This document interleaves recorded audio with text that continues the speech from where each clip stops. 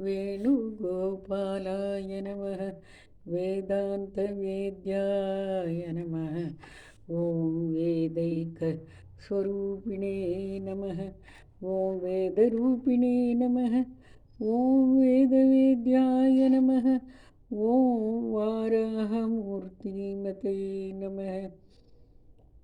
ॐ वृन्दापतये नमः।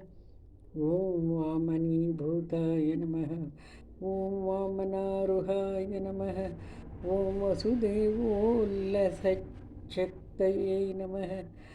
ॐ वसुदेवस्तुताय नमः। ॐ वासवयागविदे नमः।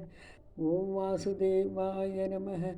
ॐ वल्लभी संत ॐ वल्लभीस्तनसक्ताक्षाय नमः। ॐ वल्लभीस्तनस्तक्ताय नमः। ॐ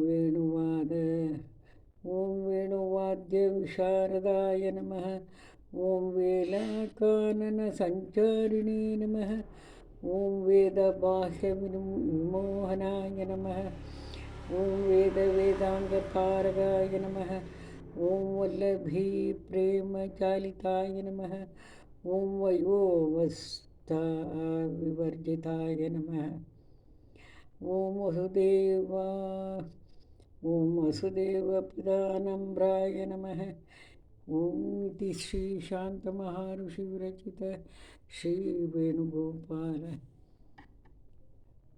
एकविंशतिनामावलिः सम्पूर्णं। सन्मङ्गलानि भवन्तु, सर्वकार्यसिद्धिरस्तु।